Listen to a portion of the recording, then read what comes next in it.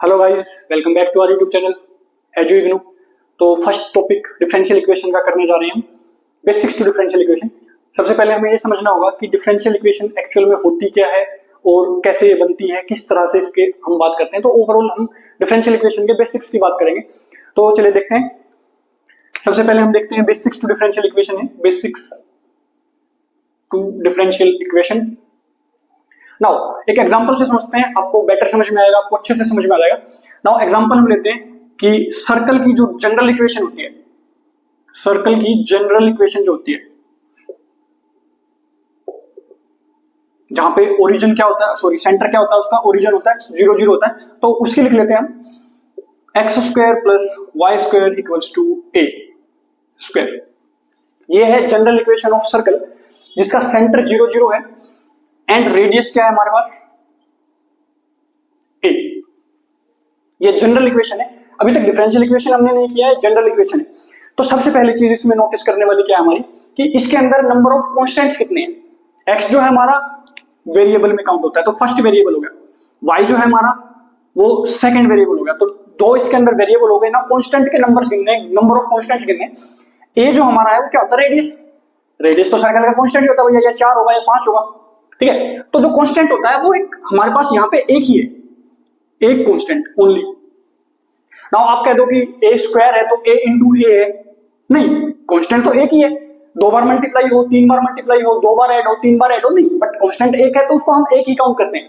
तो ये हमारे पास मल्टीप्लिकेशन में है तो एक ही कांस्टेंट है। नाउ जितने नंबर ऑफ कांस्टेंट होते हैं हम उतनी बार ही डिफरेंशिएट करते हैं। क्या करते हैं, उतनी बार ही डिफरेंशिएट करते हैं।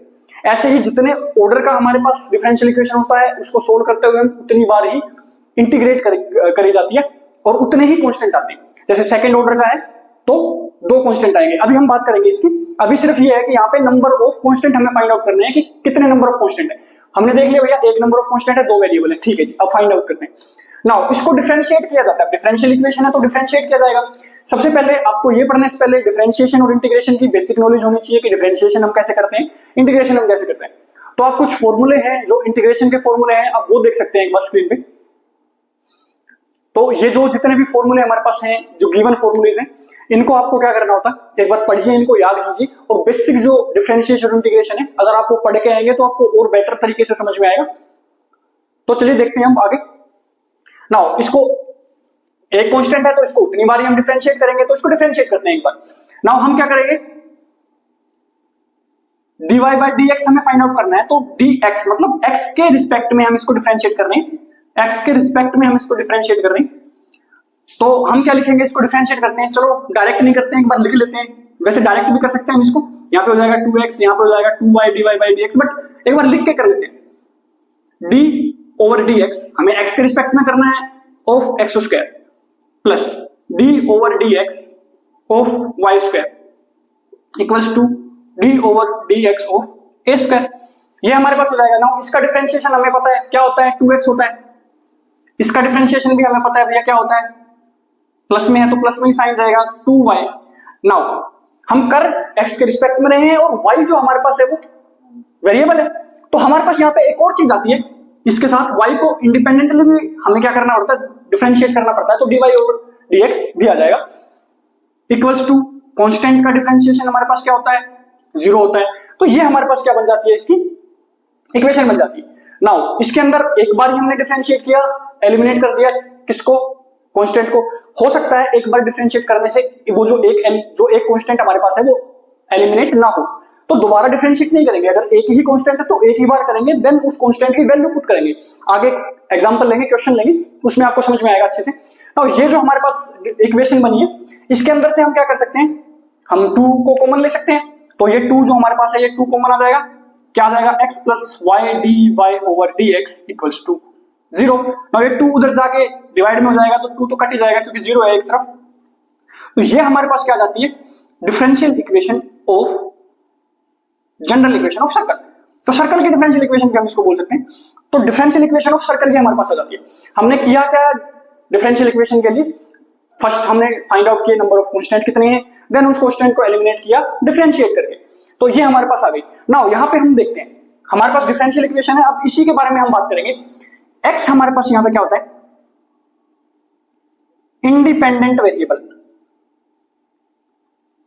Independent variable. हमने बात की थी दो वेरिएबल है, तो x क्या होता है हमारे पास इंडिपेंडेंट वेरिएबल। क्यों? क्योंकि हमने x के रिस्पेक्ट में डिफरेंशिएट किया हुआ है, तो x हमारे पास क्या हो गया इंडिपेंडेंट वेरिएबल। नाउ y हमारे पास क्या हो गया, ये हो गया हमारे पास डिपेंडेंट वेरिएबल, ये होता है हमारे पास dependent variable. And dy over dx जो हमारे पास होता है, ये हमारे पास होता है डेरिवेटिव। क्या होता है? Derivative, derivative of dependent variable. y का डेरिवेटिव है dy ओवर dx है, x के तो रिस्पेक्ट में है, बट किसका कर रहे हैं हम? y का कर रहे हैं, तो dy ओवर dx क्या होता है? Derivative of dependent variable. Now what is differential equation? Differential equation के अंदर हमारे पास क्या क्या आ जाता है? इंडिपेंडेंट वेरिएबल आ जाता है, डिपेंडेंट वेरिएबल आ जाता है, and derivative of dependent variable आ जाता है, और इन सब का कुछ रिलेशन होता है प्लस माइनस के साथ मल्टीप्लिकेशन में, देन उसको हम बोलते हैं क्या? Differential equation. नाउ ये तो हमारे पास होता है डिफरेंशियल इक्वेशन, होता है partial differential equation. Partial differential equation basically क्या होता है, उसके अंदर जो इंडिपेंडेंट वेरिएबल है वो एक से ज्यादा हो जाते हैं। जैसे यहाँ पे हमने इंडिपेंडेंट वेरिएबल क्या किए, सिर्फ एक रखा था, x के रिस्पेक्ट में हम करते हैं। जो पार्शियल डिफरेंशियल इक्वेशन होती है उसमें एक से ज्यादा हो जाते हैं, x y z कितने भी हो सकते हैं, 3 4। तो जब एक के रिस्पेक्ट में कर रहे होते हैं तो बाकी सबको हम क्या लेते हैं? कांस्टेंट ले लेते हैं। अब इसी को अगर मेरे को पार्शियल डिफरेंशियल इक्वेशन में चेंज करना होता तो x और y दोनों के रिस्पेक्ट में हम कर सकते हैं। तो इसको हम क्या कर सकते हैं, एक बार हम d ओवर dx के रिस्पेक्ट में ले सकते हैं, इसको डेल बोलते हैं। पार्शियल जब लिखते हैं तो del over by del x हम लिख लेते हैं। इसको एक बार पूरी इक्वेशन को हम क्या मान लें? f मान लेते हैं, फंक्शन मान लेते हैं। तो f एक बार x के रिस्पेक्ट में, देन एक बार y के रिस्पेक्ट में। इस तरह से हमारी क्या हो जाती है? Partial derivation, partial differential equation बना सकते हैं। उसके अंदर क्या होता है? पार्शियल के अंदर हमने पढ़ा, हमने अभी जाना क्या होता है पार्शियल डिफरेंशियल इक्वेशन के अंदर, कि जो डिपेंडेंट वेरिएबल होता है वो तो रहता ठीक है एक ही, बट जो इंडिपेंडेंट वेरिएबल होता है वो एक से ज्यादा हो जाता है। जब इंडिपेंडेंट वेरिएबल एक से ज्यादा हो जाएंगे तो एक के रिस्पेक्ट में करते हुए बाकी सबको क्या लेना पड़ेगा? हमें कांस्टेंट लेना पड़ेगा।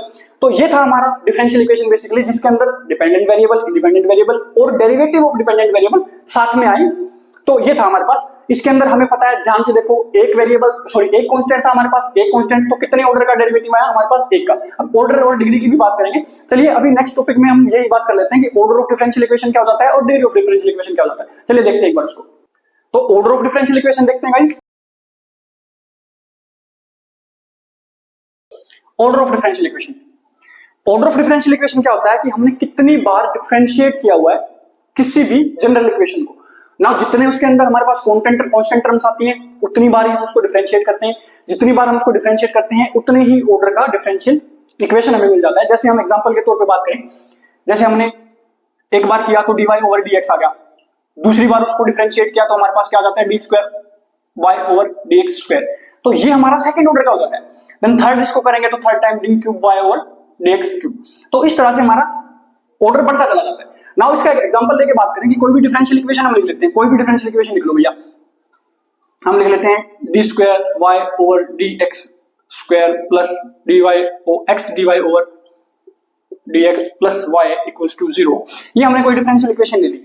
नाउ इसका जो हाईएस्ट ऑर्डर होगा हम उसी को काउंट करेंगे ऑर्डर ऑफ डिफरेंशियल इक्वेशन में। नाउ यहाँ पे कितने ऑर्डर की बात हो रखी है भैया? फर्स्ट ऑर्डर का भी डिफरेंशियल इक्वेशन हमारे पास डेरिवेटिव आया हुआ है।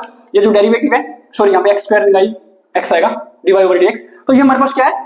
फर्स्ट ऑर्डर का भी है एंड देन सेकंड ऑर्डर का भी है। तो ऑर्डर ऑफ डिफरेंशियल इक्वेशन में हम क्या लिखेंगे? फर्स्ट का लिखेंगे, सेकंड का लिखेंगे। हाईएस्ट जो ऑर्डर का डिफरेंशियल इक्वेशन, क्या डिफरेंशियल इक्वेशन के अंदर हाईएस्ट ऑर्डर फाइंड आउट करना होता है, तो सेकंड ऑर्डर का डिफरेंशियल इक्वेशन ये हो जाएगा हमारे पास सेकंड ऑर्डर का। तो ऑर्डर बेसिकली ये है कि कितनी बार हमने उसको डिफरेंशिएट किया है, या जनरल इक्वेशन के अंदर कितने कांस्टेंट उसके अंदर प्रेजेंट थे। जितने कांस्टेंट प्रेजेंट थे उतनी बार हम डिफरेंशिएट करते हैं और उतने ही ऑर्डर का डिफरेंशियल इक्वेशन हमारे पास आता है। तो ये हमारे पास होता है general order of differential equation. Now हम बात करते हैं degree of differential equation. Degree of differential equation, now degree of differential equation क्या होता है? जैसे हमारा ऑर्डर ऑफ डिफरेंशियल इक्वेशन होता था, तो जो हाईएस्ट ऑर्डर हमने अभी फाइंड आउट किया उसकी मैक्सिमम पावर कितनी है वो हम डिग्री ऑफ डिफरेंशियल इक्वेशन में फाइंड आउट करते हैं। जैसे एग्जांपल के तौर पे हम देखते हैं, जैसे हम इसी की बात करते हैं, d square y over d x square plus x d y over d x, इसकी पावर हम ले लेते हैं square plus y equals to 0। No यहाँ पे डिग्री हमें फाइंड आउट करनी है। सबसे पहले हमें देखना है कि ये कितने ऑर्डर का डिफरेंशियल इक्वेशन है। ये फर्स्ट ऑर्डर का डेरिवेटिव है, ये सेकंड ऑर्डर का डेरिवेटिव है, तो मैक्सिमम कौन सा है? ये वाला है, तो कितना हो जाएगा? सेकंड ऑर्डर का डिफरेंशियल इक्वेशन हो जाएगा। नाउ सेकंड ऑर्डर, तो हाईएस्ट ऑर्डर हमारे पास आ गया, सेकंड ऑर्डर है। नाउ सेकंड ऑर्डर की मैक्सिमम डिग्री कितनी है यहाँ पे 1। देखो मैक्सिमम डिग्री तो इसकी है 2, ये डिग्री है मैक्सिमम तो, बट हमें हाईएस्ट ऑर्डर की मैक्सिमम डिग्री फाइंड आउट करनी होती है। हाईएस्ट ऑर्डर की मैक्सिमम डिग्री, जैसे मान लो मैं d2y/dx² एक बार और ले लूं, d2y/dx²। नाउ इसकी हम क्या कर दें, स्क्वायर कर दें। अब इसके अंदर हम क्या करते हैं, इस पूरी इक्वेशन के अंदर हमारे पास हाईएस्ट ऑर्डर सेकंड है, ये भी हो सकता है, ये भी हो सकता है, बट इसकी 1 है एंड इसकी 2 है, तो हाईएस्ट डिग्री लेनी होती है हाईएस्ट ऑर्डर की। अब इस केस में हमारी डिग्री हो जाएगी 2, और इस केस में हमारी, जब यहां तक हमारे पास है तो इस केस में हमारी डिग्री हो जाएगी इसकी 1। यहाँ पे वैसे तो ओवरऑल 2 है, बट वो किसकी है, फर्स्ट ऑर्डर की है, बट हमें मैक्सिमम ऑर्डर लेना है। मैक्सिमम ऑर्डर हमारे पास सेकंड है, सेकंड की हाईएस्ट डिग्री ऑफ क्या होती है हमारे पास, डिफरेंशियल इक्वेशन होती है।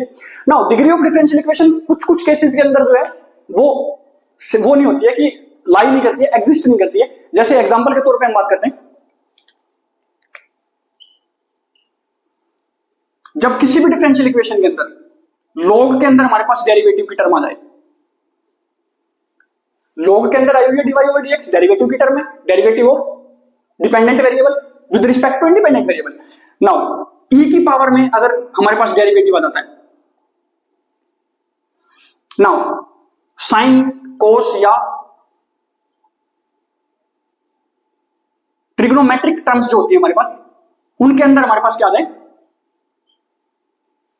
डेरिवेटिव आ जाए, इनकी डिग्री जो है वो एग्जिस्ट नहीं करती है, तो हम ये कह सकते हैं कि हम फाउंड नहीं कर सकते इसकी डिग्री को, फाइंड नहीं कर सकते इनकी डिग्रीज को।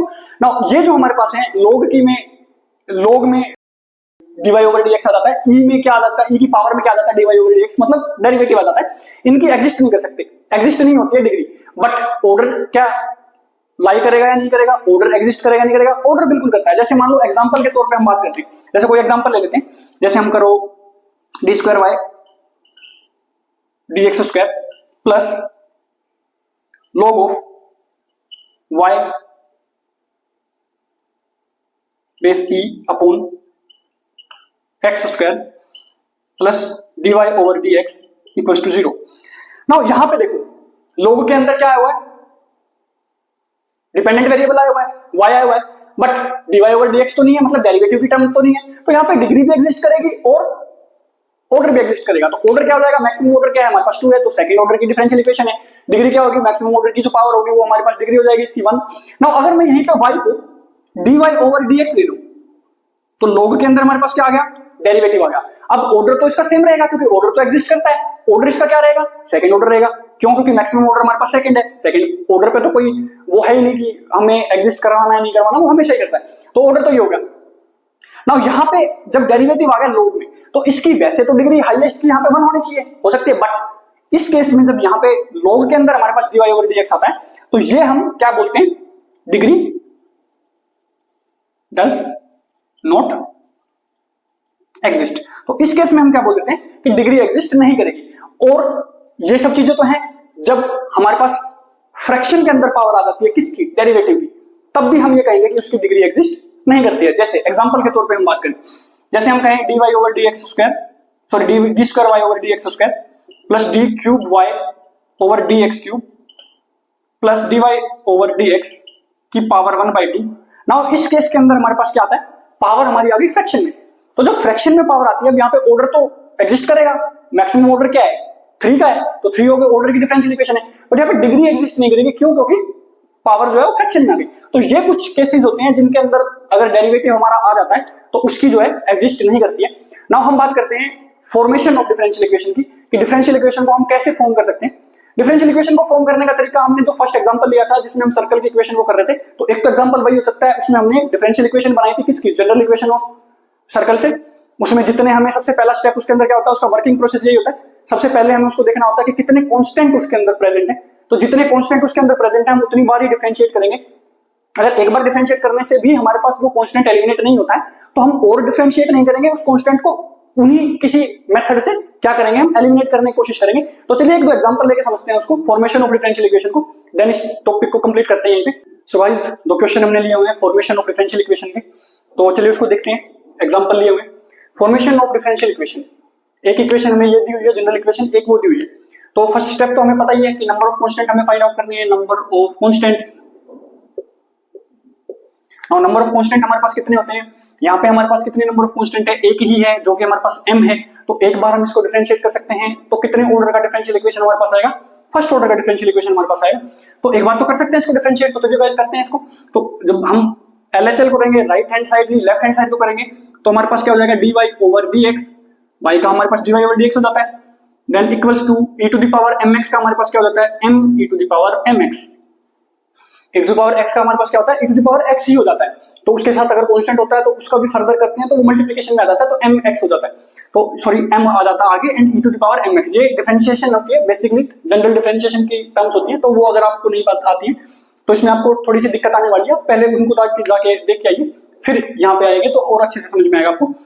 dy ओवर dx एक बार हम कर चुके हैं। नाउ एक बार डिफरेंशिएट करने से हमारे पास कांस्टेंट तो नहीं गया, अब कांस्टेंट अगर हमारे पास नहीं गया है तो हम इसको क्या दोबारा डिफरेंशिएट कर सकते हैं, नहीं, एक ही बार डिफरेंशिएट कर सकते हैं, क्यों, क्योंकि कांस्टेंट एक था।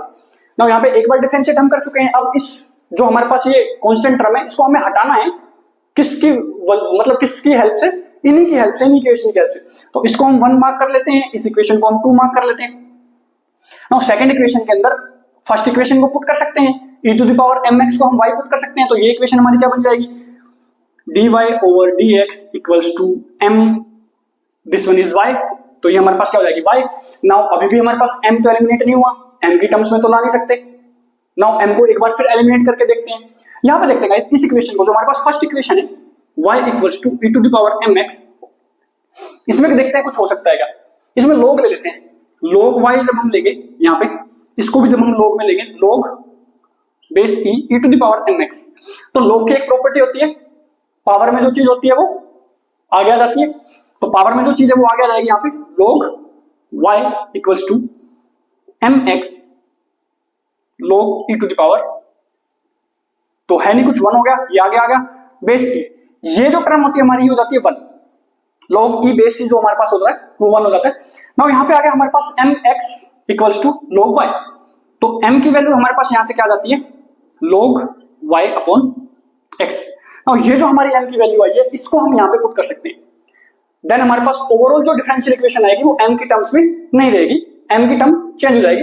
नाउ यहाँ पे जब हम पुट करते हैं dy over dx equals to log y over x into y, इस x को हम यहां पे भी रख सकते हैं, मल्टीप्लाई में यहां पे भी ले जा सकते हैं, तो ये हमारे पास हो जाती है रिक्वायर्ड डिफरेंशियल इक्वेशन। तो ये डिफरेंशियल इक्वेशन इस तरह से हमने फाइंड आउट की। सबसे पहले हमें नंबर ऑफ कांस्टेंट टर्म्स पता लगानी है, देन उतनी बार ही हम डिफरेंशिएट कर सकते हैं, उसके बाद भी अगर हमारा कांस्टेंट टर्म एलिमिनेट ना हो रही हो तो हम क्या करेंगे, कुछ और जुगाड़ लगाएंगे, बट दोबारा डिफरेंशिएट तो नहीं कर सकते क्योंकि जितने नंबर ऑफ कांस्टेंट उतने नंबर का ही ऑर्डर आना चाहिए हमारे पास। तो और उन्हीं इक्वेशन से हम कुछ ऐसा करेंगे जिससे कि हम वो टर्म्स जो है उनको m से हटा सके या कांस्टेंट टर्म से हटा सके, किसी और फॉर्म में उसको ला सके, जो इक्वेशन है पूरी उसमें कांस्टेंट टर्म नहीं आनी चाहिए। नाउ सेकंड एग्जांपल देख लेते हैं एक बार, ये हमारे पास सेकंड एग्जांपल है। नाउ इसके अंदर हमारे पास कितनी कांस्टेंट टर्म्स हैं, 2 बार आ रही है बट कांस्टेंट टर्म एक ही है। कांस्टेंट टर्म हमारे पास क्या है, 1 कांस्टेंट टर्म क्या है c, आ 2 बार रही है उससे कोई इश्यू नहीं है, एक ही कांस्टेंट टर्म है। नाउ इसको सोल्व करते हैं, एक बार है तो एक बार तो कर ही सकते हैं, dy ओवर dx, इसको हम फर्स्ट मान लेते हैं equation, dy over dx equals to, ये आगे आ जाएगा 2c x minus c whole square नहीं रहेगा ना, भाई ये हो जाता है, इसको हम सेकंड मान लेते हैं इक्वेशन। नाउ इसको सोल्व करने में प्रॉब्लम आएगी तो dy ओवर dx, ये हमारे पास डेरिवेटिव टर्म है, इसको हम y डैश भी लिख लेते हैं, y डैश, एक बार डैश लगाया इसका मतलब फर्स्ट डेरिवेटिव है। अगर हमारे पास ये होता d square y upon d x square, मतलब सेकंड ऑर्डर डेरिवेटिव होता, मतलब 2 बार डिफरेंशिएट किया गया होता, तो हम y डबल डैश से डिनोट कर सकते हैं उसको, y डबल डैश से लिख सकते हैं। तो इसको हम क्या लिख सकते हैं इक्वेशन को, y dash equals to 2c x minus c, ये हो गई हमारे पास इक्वेशन नंबर सेकंड। सेम ही है, हमने सिर्फ इसको यही माना हुआ, इसको पुट किया हुआ ताकि इजी फॉर्म में आ सके। नाउ सेकंड इक्वेशन हमारे पास ये आ चुकी है, फर्स्ट आ चुकी है ये, इसमें 2 बार ही क्या आया हुआ है हमारे पास, कांस्टेंट आया हुआ है, हमें क्या करना है, कांस्टेंट टर्म को एलिमिनेट करना है। नाउ फर्दर हम इसको डिफरेंशिएट कर सकते हैं, नहीं कर सकते, नहीं, क्योंकि एक कांस्टेंट था, एक बार हम डिफरेंशिएट कर चुके हैं, नाउ आगे हम डिफरेंशिएट इसको नहीं कर सकते, तो इसी में से देखते हैं, कुछ लगाते हैं जुगाड़। तो यहाँ पे हम क्या कर सकते हैं, इक्वेशन सेकंड है, फर्स्ट है, तो equation second divided by first, second equation से फर्स्ट इक्वेशन को डिवाइड कर देंगे, sorry first equation second equation को फर्स्ट इक्वेशन से डिवाइड कर देंगे। तो इसको हम क्या लिख सकते हैं, y dash equals to 2c x minus c. Second, इसको फर्स्ट से अगर हम डिवाइड करेंगे तो divide by y upon c x minus c square. Now c से c हमारे पास कैंसिल आउट हो जाएगा, y से y डैश नहीं हो सकता क्योंकि डिफरेंशिएट है डेरिवेटिव टर्म में, ये हमारे पास dy ओवर dx है एंड ये हमारे पास सिंपल y है। नाउ यहाँ पे एक x माइनस सी भी हो जाएगा, तो ओवरऑल हमारे पास क्या बचेगा, y dash equals to y dash upon y equals to, ये हमारे पास क्या बचती है टर्म 2 हमारे पास कैंसिल आउट नहीं हुआ है, अपॉन नीचे स्क्वायर था तो x माइनस सी बच जाएगा। नाउ ये हमारे पास ओवरऑल जो हमारे पास टर्म बच जाएगी। नाउ y को हम इस तरफ मल्टीप्लाई कर सकते हैं, y dash equals to 2 upon x minus c into y, वरना यहां पर भी रख सकते हैं हम y। नाउ ये हमारे पास थर्ड इक्वेशन आ जाती है। इस इक्वेशन से अभी हमको c की वैल्यू फाइंड आउट करनी है। नाउ c की वैल्यू इससे हम कैसे फाइंड आउट करेंगे, हम इसको सबसे पहले तो बोथ साइड रेसिप्रोकल कर सकते हैं, y upon y dash equals to x minus c upon 2, तो 2 जो है ये हमारे पास यहाँ पे चला जाएगा एंड x माइनस सी है तो c इक्वल्स टू हमारे पास क्या आ जाएगा, ये इधर जाके माइनस में हो जाएगा बट फिर वो माइनस चेंज हो जाएगा तो x minus 2y upon y dash, ये हमारे पास c की वैल्यू आ जाती है। नाउ इस c की वैल्यू को हम इक्वेशन 2 में पुट कर सकते हैं, c की वैल्यू को यहाँ पे पुट कर सकते हैं इक्वेशन 2 में। तो चलिए इसको एक बार पुट करके देखते हैं। तो ये हमारे पास क्या आ जाएगा, y dash equals to 2 into x minus 2y upon y dash into x minus x plus, ये जब हम पूरी वैल्यू यहाँ पे रखेंगे तो माइनस जो है ब्रैकेट में अंदर जाके चेंज हो जाएगी वैल्यू, x माइनस x हो जाएगा एंड प्लस में 2y अपॉन y डैश हो जाएगा। नाउ यहाँ पे x से x कट जाएगा, ये दोनों मल्टीप्लिकेशन में है। नाउ 2 को जब हम अंदर मल्टीप्लाई करेंगे इसमें, या गाइस जब 2 को हम अंदर मल्टीप्लाई करेंगे तो ये 2x आ जाएगा, ये 4y हो जाएगा यहाँ पे एंड y डैश को जब हम करेंगे तो ऊपर हमारे पास क्या हो जाएगा, ऊपर हमारे पास क्या हो जाएगा, y डैश हो जाएगा। तो y डैश जो हमारे पास है कंप्लीट कॉमन लेके हम इस तरफ भेज सकते हैं। तो ये दोनों मल्टीप्लिकेशन में है, एक y डैश यहाँ का एक y डैश यहाँ का, तो y स्क्वायर हो जाएगा, y डैश स्क्वायर हो जाएगा। इधर भेजेंगे तो y डैश क्यूब हो जाएगा। और इसको जब हम फर्दर सोल्व करेंगे तो ये हमारे पास हो जाएगा, यहाँ पे हमारे पास बना था 2x बना था, 4y बना था, देन कॉमन ले लेंगे हम y को, इधर भी y है तो 4y को हम कॉमन ले लेंगे तो अंदर हमारे पास क्या बच जाएगा, x y dash minus 2y। तो ये हमारे पास बेसिकली क्या हो जाएगी, ओवरऑल डिफरेंशियल इक्वेशन हो जाएगी।